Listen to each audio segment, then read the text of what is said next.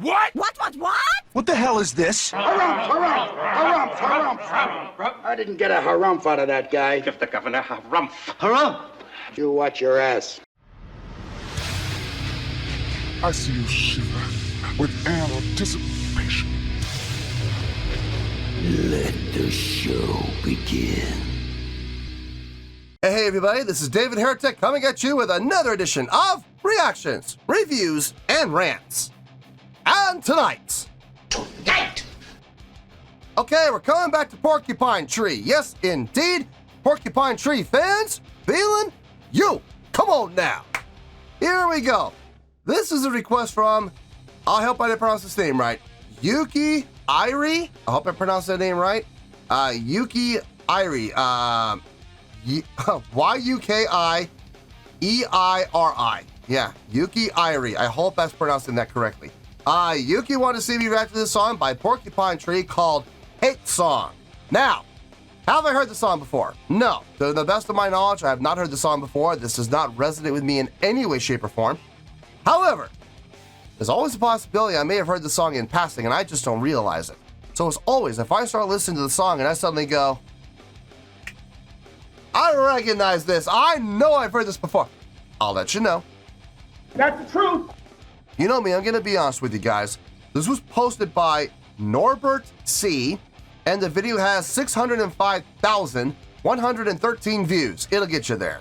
Other than that, there's really nothing else left to say. Link to the original video will be down below in the video description for your viewing pleasure at your leisure. Let's get started. What do you say? Are you ready? Are you ready? Because here we go. All right, here we go. Porcupine Tree, Hatesong. Cool. All right, let's do this. All right, boy, let's do this.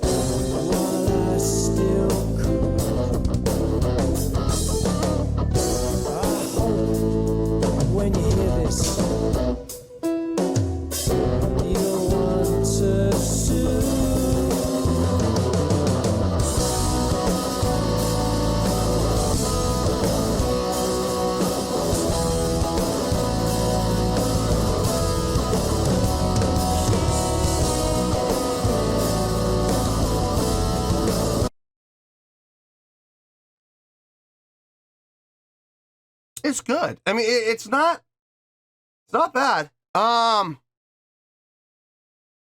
like what the bass player is doing. I mean, he established the entire groove for this. I mean, he really did. He set up the song well for the drummer to come in and find the feel on, which is great. I like the harmonics the bass player is throwing in there. Those are really nice. Very tastefully done. Not overly done either. Like, he could be doing more, but I think if he did more, it would be overdone. I think he's already walking that fine line between tasteful and overdone. So I'm glad he's not doing more than he is already. But they sound good. They sound good. I like his bass tone. His bass tone is very fitting and very accessible for harmonic usage. Drummer's very laid back on this, very much back in the pocket, which I can absolutely appreciate. Guitar and keyboard. And here's the thing. They're creating dissonance. Yes, they are. But here's the thing. And I just did a reaction. It'll be the reaction that dropped before this one. Where the entire song was just nothing but dissonance. And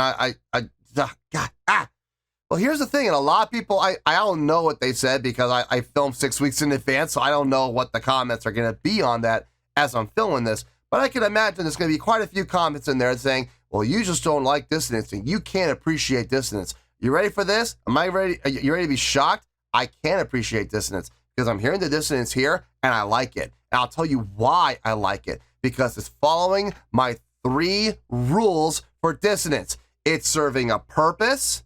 It's going somewhere. And most importantly, every single time they go dissonant, they what? Starts with an R. Would you like a little more help? Next letter is an E. Resolve. Every single time it resolves. I have absolutely zero issue with the dissonance on this. I like it. It sounds good because it's serving a purpose to create that moment of discomfort, that little thing that makes you go, oh, what is that? But here's the thing. I'll get to that. I'll get to it in a second, okay? You're probably wondering, but you were doing that the first time. Hold on, okay? It served a purpose, yes. Is it moving? Yes, it's moving around within the chordal structure that has been set up by the piano and more importantly, by the guitar player. So it is shifting and moving. And by shifting and moving into those new chords that are what? Majorly based. What does that cause? Resolution. So you go from, what is that to, and there's that sigh. There's that release. There's that, okay. And then they hit the distance again. And then they resolve. That's why I like dissonance. I love dissonance for that reason. It makes you uncomfortable, but it doesn't sit there and strangle you for 9 frickin' minutes or 7 frickin' minutes. Could you imagine being put in an arm bar or in a Kimura lock or in an ankle lock or in a knee bar or, I don't know, omoplata, and having your opponent hold you there? You're sitting there literally tapping out. Ow, this hurts. And they hold on for 7 minutes straight. You're sitting there discomforted, uncomfortable, in pain, and yet here you are tapping out. Okay, give up, let go. And they don't. And they hold you there for 7 long minutes. Could you imagine that? Try to imagine that for just take a second. Try to imagine how that would feel. How long those 7 minutes would seem. The amount of pain your arm or your knee or your ankle or your elbow would be in for 7 long, excruciating minutes. Doesn't seem very pleasant to you, does it? I'll tell you right now, doesn't seem very pleasant to me either. I've been in those holds. I've tapped out to those holds. And I'll tell you, while I'm tapping out to the time the guy lets go, seems like a very long time. While the reality is, it's a second or 2. But it seems like a lot longer. Same thing here with dissonance. It forces you out of your comfort zone and into a place that's very uncomfortable. But luckily, it doesn't hold you there very long with this song because it resolves. And you get that, feeling. Okay, I feel better. You see what I mean? They're doing a really good job of that. Unlike the last band I did. Anyway, let's keep going here.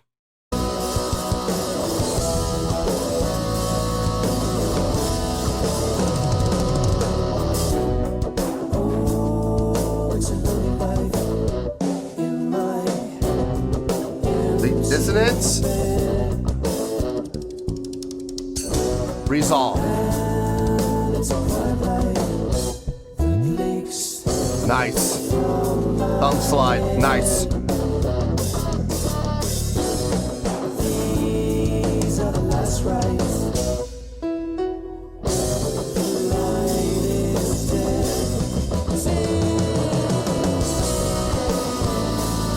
Each time it resolves.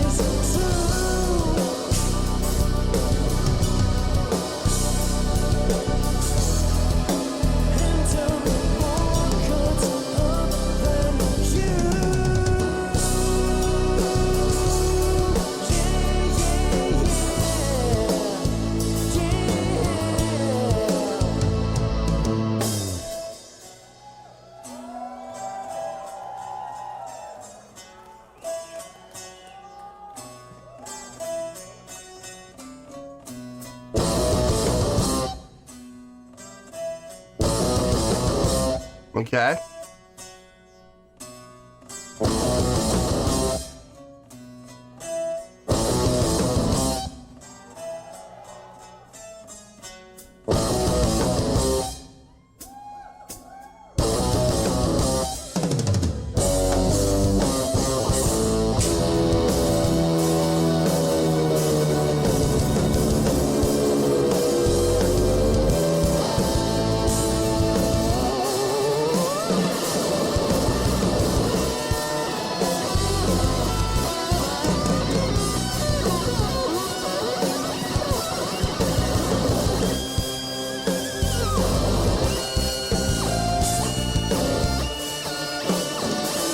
Love those whammy pedals.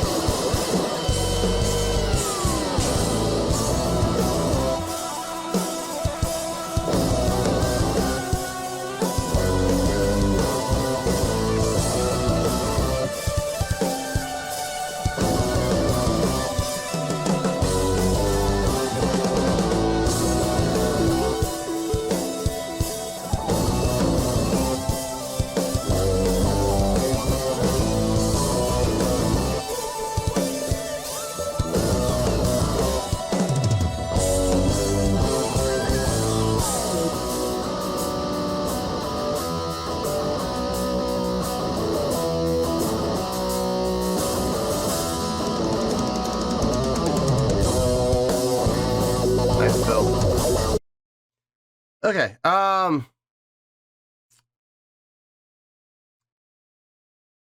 think I like this song more than I like the last. I've only done one other song to Porcupine Tree, and I think I like this song between the two of them a little bit more. I'm digging the groove on this song. I'm absolutely feeling the groove on this. It's very laid back. It has that subtle drive, but it's very laid back, like almost I don't know if I would go as far as to say blues, but it definitely has some blues influence in it, in the feel.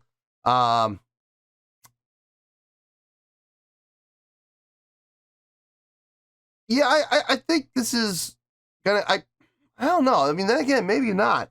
I know I personally am enjoying this song more, but I don't know if it's gonna score higher. I don't know. We'll have to wait and see. Let's keep going for right now. Let's keep going.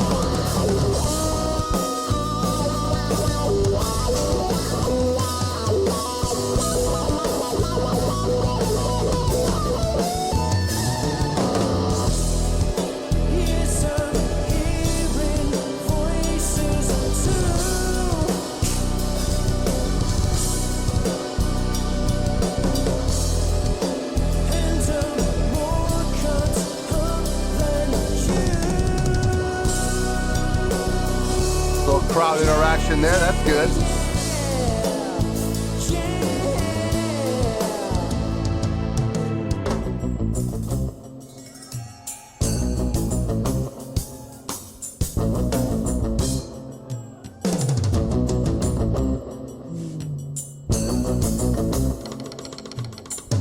Ah.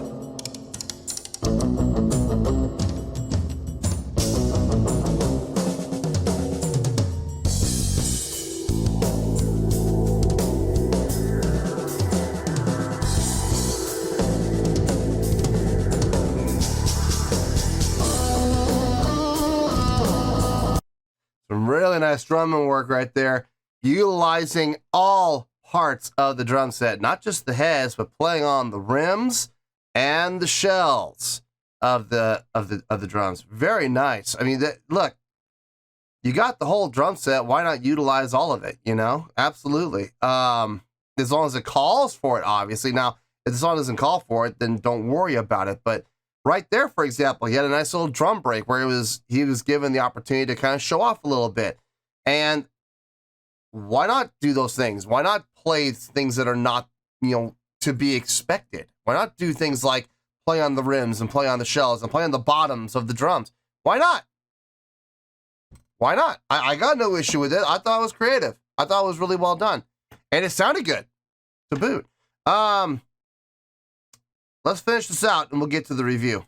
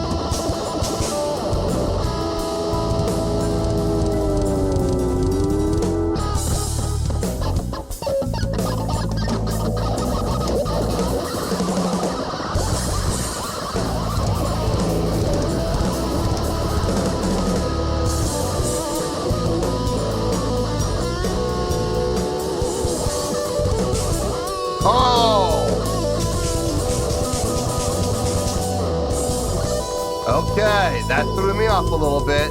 Nice. Great dynamics.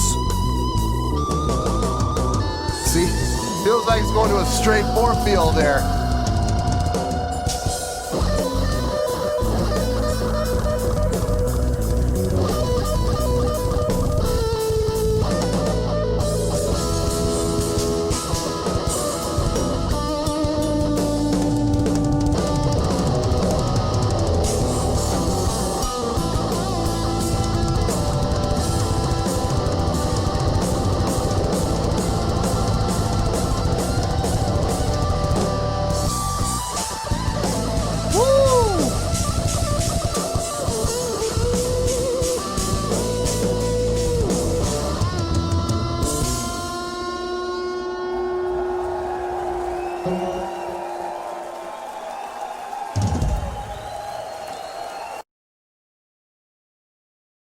Yeah, man, that drummer. Woo! Those last 2 minutes, boy.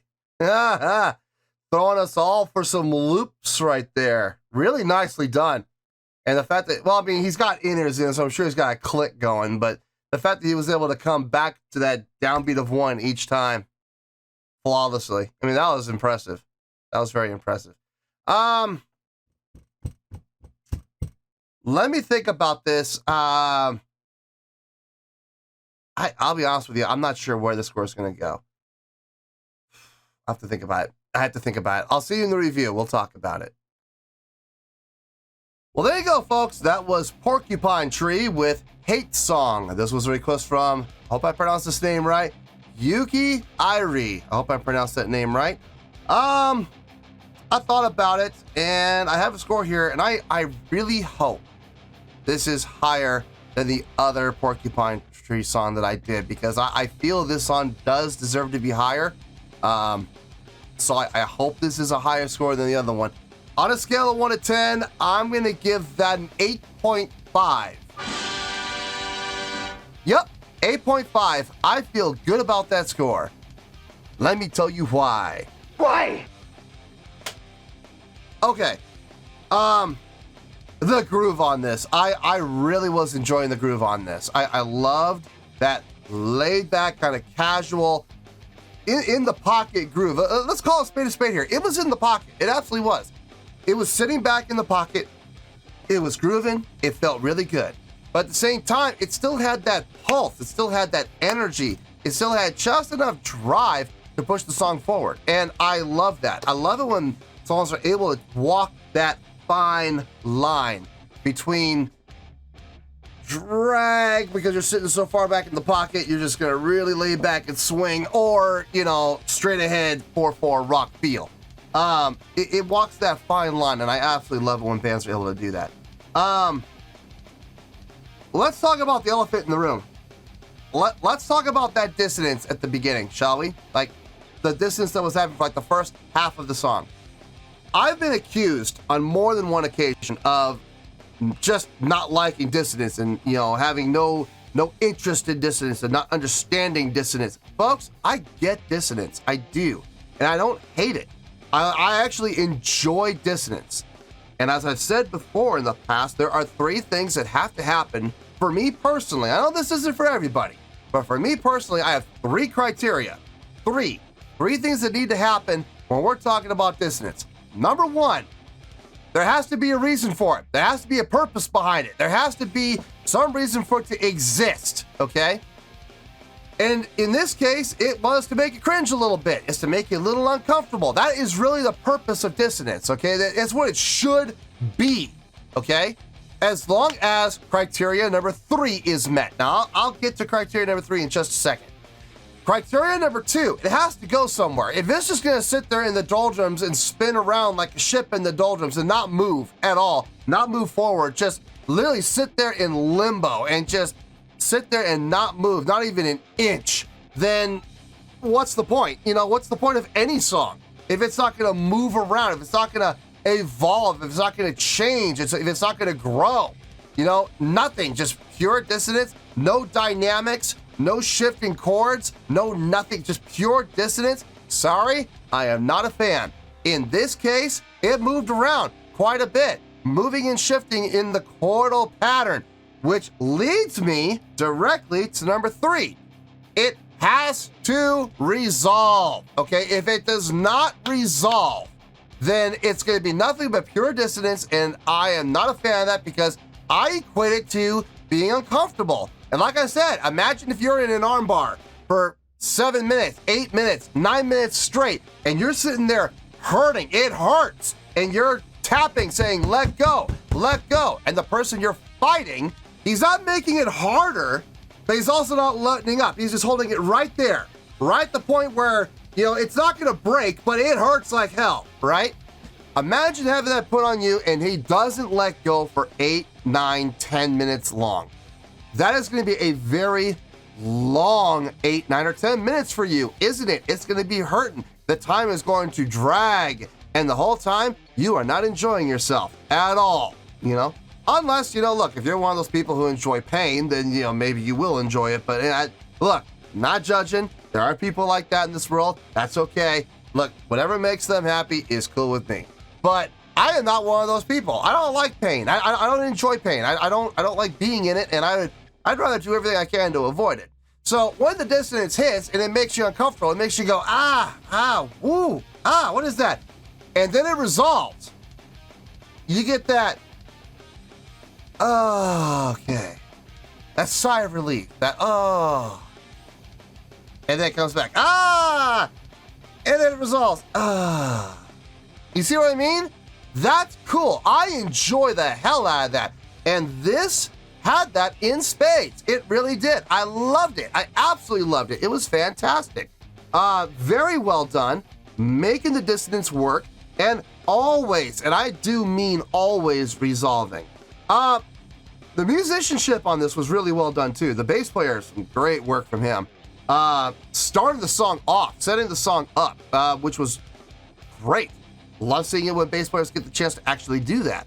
Some great harmonic work. His tone was very much attuned to being able to generate those harmonics almost effortlessly.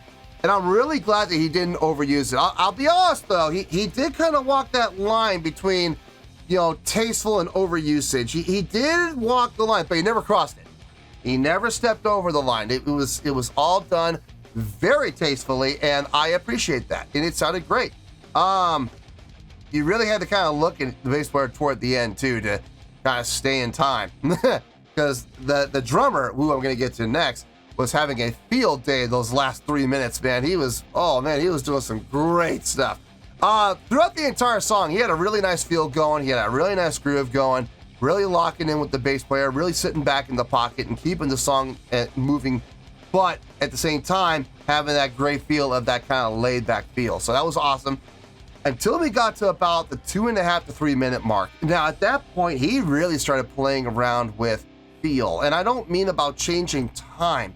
He never changed tempo, and he never changed time signature either. I mean, he was played straight 4/4 the entire time, but he was able to manipulate his accents and his attacks in ways that it made it seem like it and made it feel like all of a sudden he switched to 6/4 or 6/8, but at a faster tempo. But then he would come right back on the downbeat of 1 and go back into the straight groove again. He never actually changed time signature. He never actually changed the tempo of the song. Now, he did change the tempo a little bit of what he was doing to give you that illusion that the song something, the tongue. Did I just say that? The tongue? Stop it. Get some help. He gave it the illusion that the song actually changed and it actually sped up, but it really didn't. It really didn't. It was just the drummer. Some fantastic drum work on that, some great fills, and some great creative usage of parts of the drums other than just the heads. He was hitting on the rims, he was hitting on the shells, he was hitting on the bottom rims. It was really cool. The guitar playing on this, really well done. I got no issue with what the guitar player was doing. Everything he was doing was adding to the song and, you know, helping the song build and helping the song grow, filling out the sound of the song. His solos were very tastefully done. Nothing I would say that would be mind-blowing, but still really well done. I mean, very well done. The keyboard player in this really was the key to the dissonance. The keyboard player was the one that was creating all of that dissonance, but then he would also help resolve it. So I got no issue with what he was doing. Did a great job of filling out the sound. He had a nice little solo in there too, I heard. It was nice. It wasn't, again, nothing I would call mind-blowing, nothing I would call it, you know, it was like, you know, oh my God, this is so original. You know, he was doing the exact same stuff I heard a lot of other keyboard players do, but he did it really well, and I got no issue with it. Now look, this was a great song. Hands down, this is a great song. Would I listen to this again? I would, if the mood hit me, if the mood struck me and I was in the mood to listen to some music that was just in the background, like while I'm gaming or while I'm answering comments or while I'm working or whatever, I could easily see myself putting this on to work, to play in the background while I'm working. Absolutely. This would be great background music, without question. Would I ever put this on my playlists? No, I don't see this making a playlist ever. It's a little, for me personally, it's a little too mellow. You know what I mean? I could see myself falling asleep listening to this song. And I'm not saying the song is boring. I'm not saying that. What I am saying is it's not as fast and as energetic as I'm used to listening to when I drive or when I go to the gym. So it wouldn't make a playlist, but I could, like I said, I could see myself listening to this song again as background music while I'm working. So yeah, I could absolutely see that. So I think it's a great song. I really have no complaints about the song, and that's why it's getting an 8.5. So 8.5, final score, I have spoken. Well, that's going to do it for this edition of Reactions, Reviews, and Rants. Hope you'll enjoyed the show. Hopefully I was able to entertain you. If I was able to put a smile on your face and brighten your day, then I did my job, and I'm so glad I could do it. If you feel like joining the fan base, go ahead and click on that button down there. If you guys want to like the video, go ahead and like the video. If you guys want to ring the bell, go ahead and ring the bell. It honestly doesn't make any difference at all to me, but if you guys feel like doing these things, then by all means, feel free to do so. Well, that's going to do it for the night, folks. Thank you very much for watching, and as always, this is David Heretic signing off, reminding you to stay fabulous and support each other. Later. Peace.